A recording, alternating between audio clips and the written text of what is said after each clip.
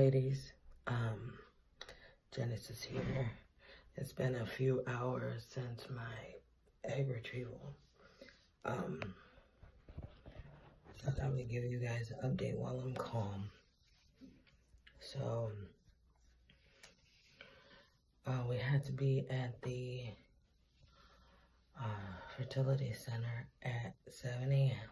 this morning. And I was good until this morning. After I posted the video of me about to get ready, I got my husband up. He was taking forever to get dressed.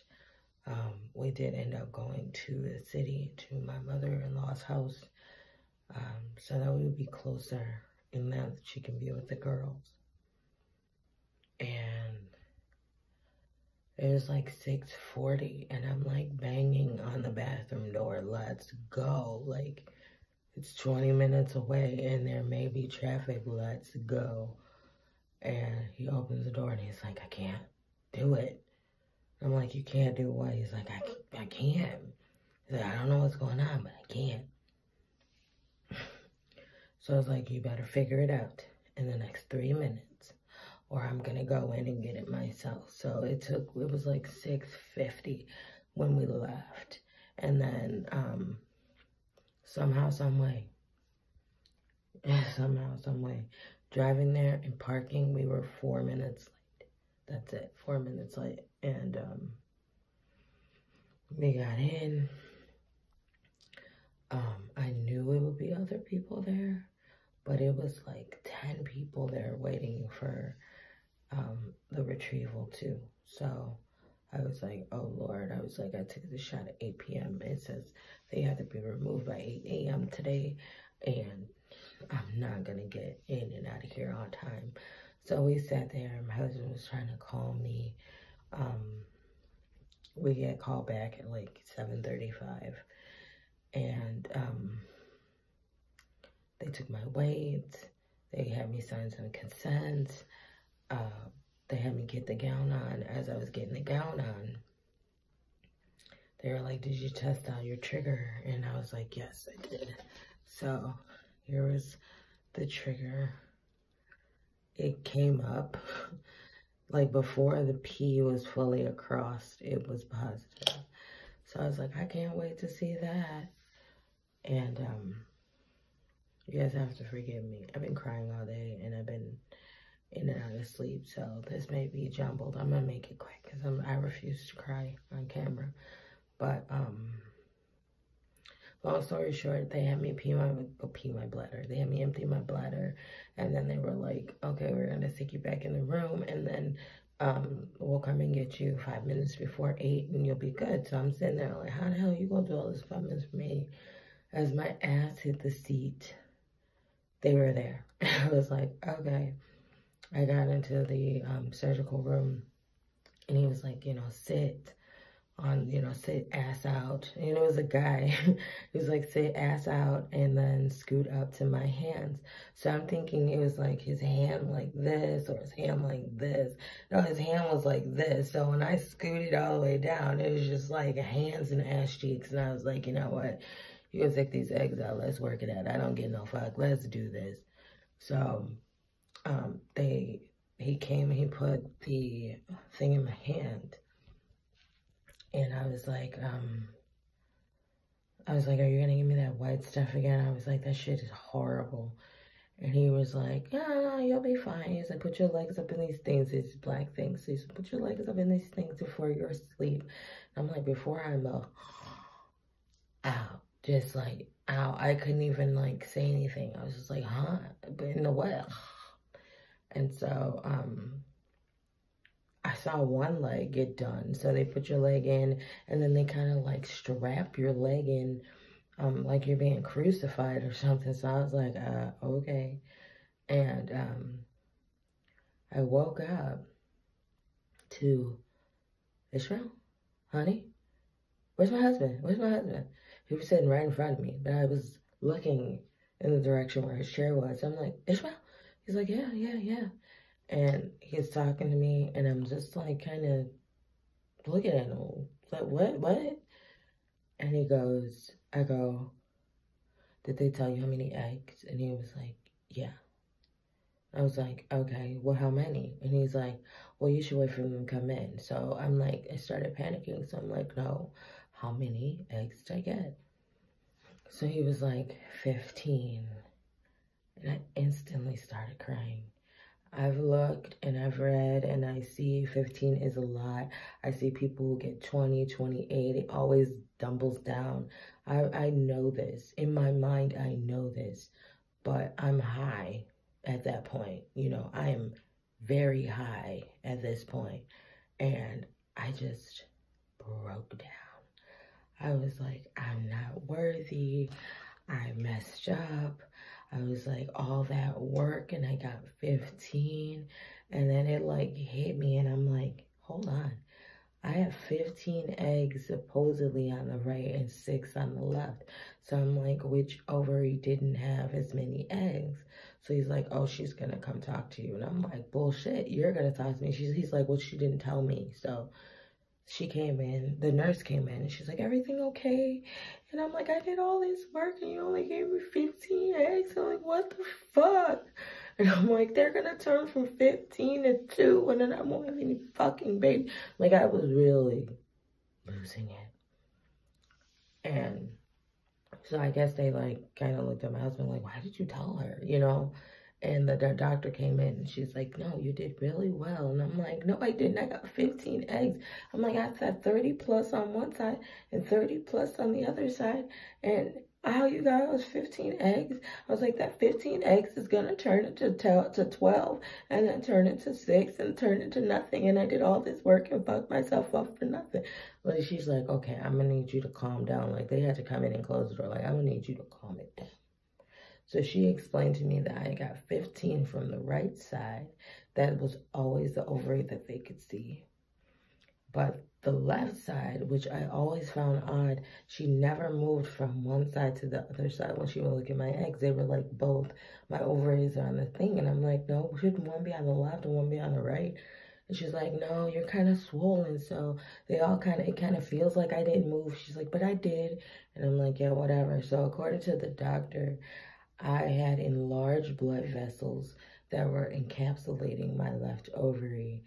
And no matter how they pushed and forced down and prodded as they tried, and as I feel now, they couldn't safely get to the ovary to get the eggs out. So I was like, well, what do I do? And she was like, okay, well, you got 15. She's like, a lot of people don't even get 6. You know, a lot of people don't get 5. You got 15. She's like, so we're just going to think positive and we're going to go with the motions. And I'm like, fuck the motions. Like, what am I going to do that now there's 6 eggs on this side that didn't get aspirated? Like, you said if I get OHSS, then I can't do a transfer unless I freeze. I don't know about you guys, but I ain't got the rest of the money to do that. So I'm kind of fucked. I'm like at the mercy of everything. So I'm like, no, I can't get OHSS. So she's like, you just gotta eat protein and salt and Gatorade just every day for the next few days. And I'm like, I don't react well to protein and, you know, hamburgers. She's like, ma'am, you gotta eat. You gotta fill yourself and pump yourself up with electrolytes and salt to try to dry this out. And I'm like, oh my God. But I was there for like 2 hours for them calming me down, to the point that they gave me a Valium to calm me down. And I know it seems ridiculous now, but I was an emotional wreck. You know, I'm very thankful, but I was an emotional wreck. I mean, when I was leaving out, it was other people leaving out too. And it was people with such excitement, like, we got 4, honey. You know, and I'm like feeling like shit because I'm crying because I got 15, but my feelings are my feelings. You know what I mean? Now that they're telling me I got PCOS presence, you know, they're like half of the eggs that we get more than likely are not going to be mature. You know, regardless of the size, they're not going to be mature for you having so many anterior follicles. So in my mind, I'm like, I'm going to go from 15 and then I'm going to have none. And then it's going to be whatever. Then in my mind, I'm like, I'm gonna have 15. I'm gonna get 2, and then I'm gonna have OHSS, and then they're gonna destroy my embryo. Like, everything was going awful in my mind. Then she got to telling me when to start the next medicine. I did 2 Z-Pack the night before, and then I had to do a Z-Pack today. And then I'll do it for the next 3 days subsequently. And they gave me cabergoline. And I'm like, when do I start that? And they were like, well, we'll give you that after 2 days after transfer. If you show bloating, if you show pain still, we'll give you that to fight the infection, you know, of OHSS. So I'm like, okay. So what do I need to do to prepare if I can't have a transfer? And they were like, well, you're going to start the endometrium. And then I started panicking again because I didn't know when my retrieval would be, and my pharmacy was back ordered on endometrium. So I didn't have it yet. Like, it's not scheduled to be in stock until Tuesday, and delivery for me Wednesday. So I'm like, I'm going to miss 3 days, pretty much 2.5 days of endometrium to help my lining. I'm like, oh my gosh, I start panicking again. So she left out of the room and came back. She brought me some graham crackers. I'm like, I can't have gluten. So I was just like a problem all the way around. They, you know, as I was leaving, they were like, we know it's your emotions. We know you've been through a lot with this. We know, you know, everything. Like, every time I get put to sleep for this IVF, I think of my tubal reversal.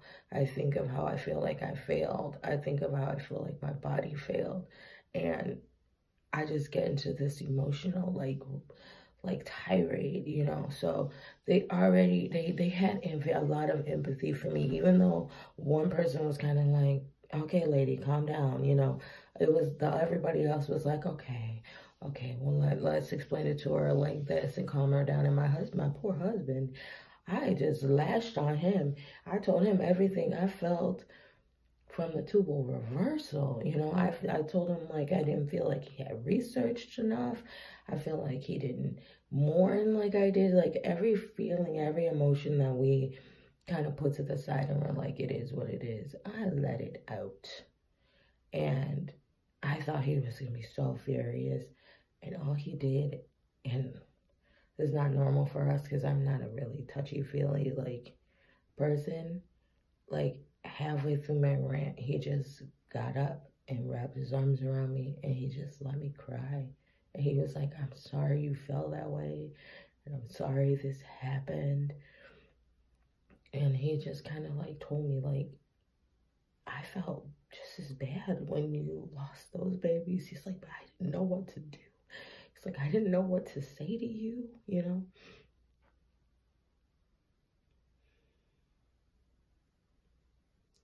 And it kind of just gave me a moment of clarity.